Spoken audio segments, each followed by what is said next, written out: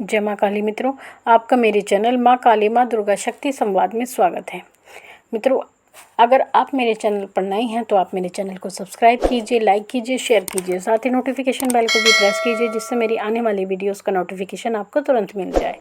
मित्रों, आज का जो विषय है वो विषय ये है कि जो नवरात्र में हम जवारे बोते हैं जिनको खेतरी भी बोला जाता है, खेती भी बोला जाता है, वो अगर हम बोते हैं तो वो जवारे भी हमारे भविष्य के बारे में बताते हैं। तो ऐसे कौन से जवानों द्वारा संकेत दिए जाते हैं जिनके द्वारा हम अपने घर की परिस्थिति को समझ सकते हैं। तो ये वीडियो उसी के बारे में है। तो मैं आपको बताती हूँ कि आप किस प्रकार समझ सकते हैं कि आपके घर में क्या परिस्थिति है और क्या शुभ अशुभ आपके घर में होने वाला है। देखिए, जो जवारे बोए जाते हैं वो नवरात्र में बोए जाते हैं। कुछ लोग चैत्र नवरात्र में भी जवारे बोते हैं और कुछ लोग केवल अश्विन मास के नवरात्र में ही बोते हैं और कोई दोनों में ही बोते हैं। तो जो लोग बोते हैं, जिन्होंने जवारे अभी बोने प्रारंभ किए हैं, तो ये नियम ये होता है कि अगर आपने अभी जवारे बोने प्रारंभ किए हैं तो कम से कम आपको 3 या 5 नवरात्रि तो जवारे बोने ही चाहिए। और जिनके घर में प्रथा चलती रहती है तो उनको हर साल ये जवारे बोने चाहिए। अगर आप ऐसा नहीं करते हैं तो आपको कष्ट होगा। अगर आप नवरात्र में जवारे नहीं बोते हैं तो आपको कहीं ना कहीं कोई ना कोई कष्ट अवश्य होगा। और जवारे लगाने का अर्थ ये होता है कि माँ भगवती अवश्य ही आपके घर में विराजमान होती है। जिस घर में जवारे बोए जाते हैं उस घर में माँ भगवती आवश्यक रूप से विराजमान होती हैं, उस घर में प्रवेश करती हैं, स्थापित हो जाती हैं। तो इसलिए आपको जवारे अवश्य ही बोने चाहिए। आप अगर चाहते हैं कि माँ भगवती हर बार आपके घर में आए तो आपको जवारे अवश्य बोने चाहिए। अगर आपने एक बार लगा ली हैं तो माँ भगवती भी चाहेंगी कि आप उसको दोबारा लगाएं। तो आप जवारे से पता लगाएंगे कि आपके घर में कितनी कृपा माँ भगवती की है। जवारे में कुछ लोग अलग अलग चीज़ें भी बोते हैं। कुछ लोग जवारे के साथ में चावल बो देते हैं, गेहूँ बो देते हैं, जबकि ऐसा नहीं करना चाहिए। जवारों के साथ केवल आपको जवारे ही बोने हैं, जवारों के अलावा आपको कुछ नहीं बोना है। तो देखिए, जब जवारे आप बोते हैं तो उस समय पर जब जवारे उगते हैं तो कई बार ऐसा होता है कि जवारे सफ़ेद उगते हैं। तो जिनके घर में जवारे सफ़ेद रंग में उगते हैं तो उसका अर्थ ये होता है कि माँ की कृपा आपके ऊपर है और आपकी सभी मनोकामनाएं पूर्ण होने वाली है। जिनके घर में जवारे हरे रंग के होते हैं तो हरे रंग के जवारे एक शुभ संकेत देते हैं। वो ये संकेत देते हैं कि आपके घर में खुशहाली, धन धान्य की वृद्धि होने वाली है और जो आपके आर्थिक संकट है उससे आपको मुक्ति मिलने वाली है और माँ भगवती की आपके ऊपर असीम कृपा है। लेकिन जिनके जवारे हरे या पीले दोनों रंग के होते हैं, यानी मिश्रित रंग के होते हैं, तो ये जवारे मिश्रित परिणाम आपको देते हैं। यानी अगर आपको कोई सफलता मिलेगी तो आपको उसके लिए बहुत ज़्यादा संघर्ष करना पड़ेगा। बहुत संघर्ष करने के बाद ही आप सफलता को प्राप्त कर पाएंगे। लेकिन कई बार ऐसा होता है कि हम जवारे बोते हैं लेकिन जवारे उगते नहीं हैं, जवारे बिल्कुल भी निकलते नहीं हैं। तो इसका अर्थ ये होता है कि आपका जो समय है वो 1 वर्ष आपके कष्ट का रहेगा, यानी आपको 1 वर्ष तक कोई ना कोई परेशानी ज़रूर बनी रहेगी। तो इसलिए ये सभी बातें, अगर आप जवारे बोते हैं तो ये सभी बातें आपको जवारे से पता लग जाती है। लेकिन कुछ लोगों के जवारे जो होते हैं वो धूम्र कलर के, यानी ग्रे कलर के होते हैं। तो उनका अर्थ ये होता है कि आपके घर में कहीं ना कहीं लड़ाई झगड़े होंगे, आपके घर में क्लेश की स्थिति बनी रहेगी। तो ये सभी बातें आपको जवारे से पता लगती हैं।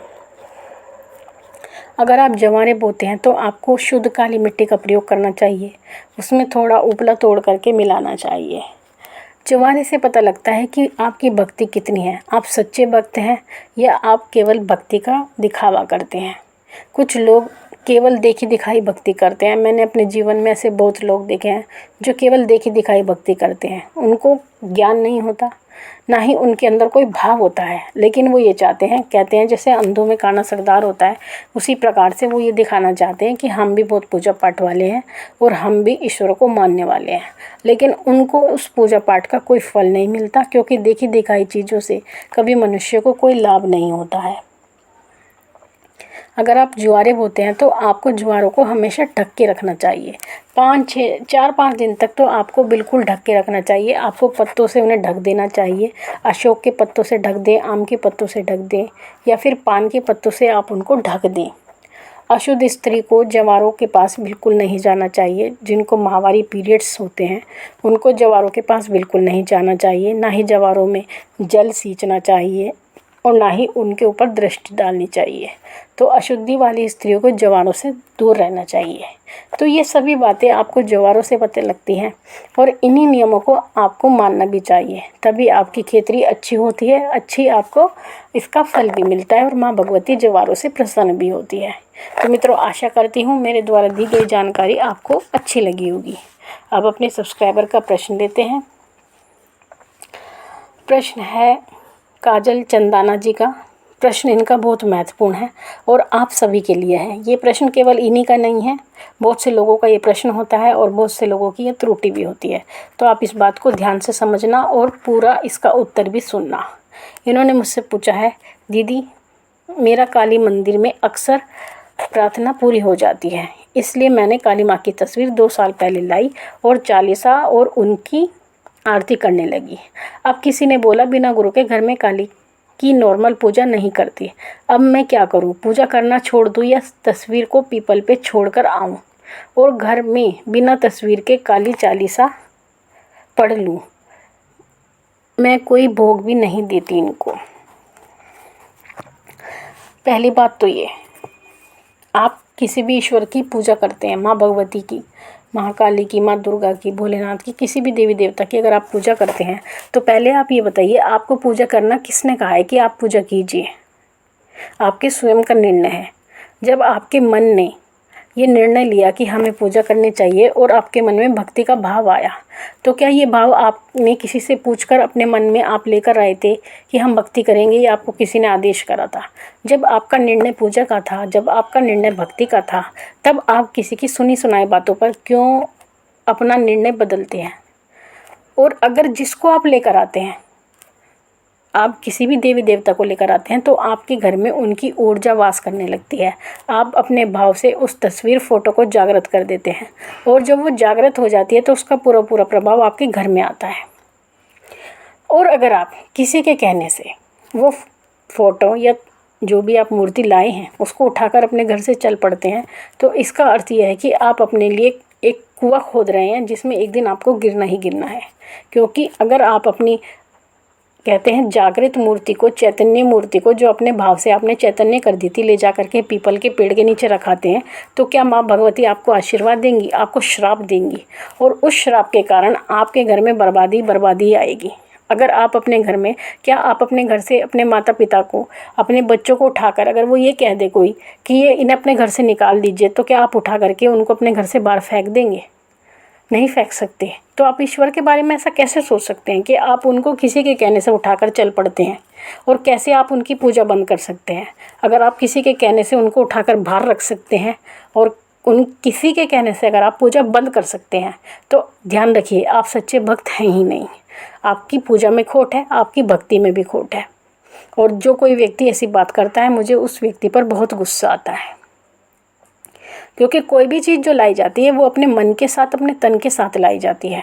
इसलिए अगर आप ऐसा करती हैं तो आप इसका परिणाम भी ज़रूर भुगतेंगी। और ये मेरा देखा हुआ अपनी आंखों से एक्सपीरियंस है। जो लोग ऐसा करते हैं वो घोर परेशानी का सामना करते हैं। इसलिए आपको ये बिल्कुल नहीं करना है। पूजा आपको बिल्कुल बंद नहीं करनी है। माँ काली की मूर्ति आपको बाहर नहीं रख के आनी है। उसको यथाविधि अपने घर पर स्थान देना है, जैसा कि वो करते हैं। और जो पूजा अर्चना आप करती आ रही हैं वो पूजा आपको करती रहनी है। आपको उसका पूर्ण फल मिलेगा। घर में रखने से माँ काली की ऐसा कुछ नहीं होता है, बिना गुरु के पूजा नहीं होती, ऐसा कुछ नहीं होता। जब किसी भी देवी देवता की पूजा के लिए गुरु की आवश्यकता नहीं होती, तो क्या माँ काली की पूजा के लिए गुरु की आवश्यकता होगी? क्या आप एक केवल अगर आरती भी करते हैं, चालीसा भी करते हैं, तो उसमें आपको गुरु के मार्गदर्शन की आवश्यकता होगी? तो इससे तो आप कुछ भी नहीं कर सकते, आप तो कुछ प्रारंभ ही नहीं कर सकते। तो इन बातों में ना जाएं, केवल अपनी पूजा अर्चना और अपने भाव पर ध्यान लगाएं। अगला प्रश्न है विनीत मारवा जी का। इन्होंने कहा है, जय माता दी माँ, दिन भर माँ के भजन माँ को सुनने का मन करता है। कोई भी पाठ करना चाहूँ तो दुर्गा चालीसा का पाठ ही निकलता है। माँ, इसका क्या मतलब है? देखिए बच्चे, जब हम किसी अपने इष्ट की पूजा करते हैं और जब उनका पूरे दिन ही हम जाप करते रहते हैं, मानसिक जाप करते रहते हैं, तो हमारा ध्यान केवल उन्हीं में केंद्रित होकर रह जाता है। तो अगर हम किसी अन्य देवता के सामने भी जाकर खड़े होते हैं तो हमारे मन से के उन्हीं का नाम निकलता है और उन्हीं से संबंधित मंत्र जाप निकलता है, पाठ निकलता है। ये एक सामान्य बात है। तो यानी ये जो आपके साथ परिस्थिति है, ये आपकी अनन्य भक्ति को प्रदर्शित करती है। यानी माँ भगवती के लिए आपकी अनन्य भक्ति है, जिस कारण से आपका अपने इष्ट के अलावा कोई कहीं भी ध्यान नहीं जाता है। बस यही एक कारण है, बाकी इसका सकारात्मक प्रभाव है, कोई भी नकारात्मक प्रभाव आपके ऊपर नहीं है। तो मित्रों, आशा करती हूँ मेरे द्वारा दी गई जानकारी आपको समझ आई होगी। माँ भगवती से यही प्रार्थना करती हूँ कि वो आपके भंडारे भरती रहे और आपकी सभी मनोकामनाओं को पूर्ण करती रहे। फिर मिलूँगी आपसे अपनी अगली वीडियो में। तब तक के लिए जय महाकाली, जय महाकाल।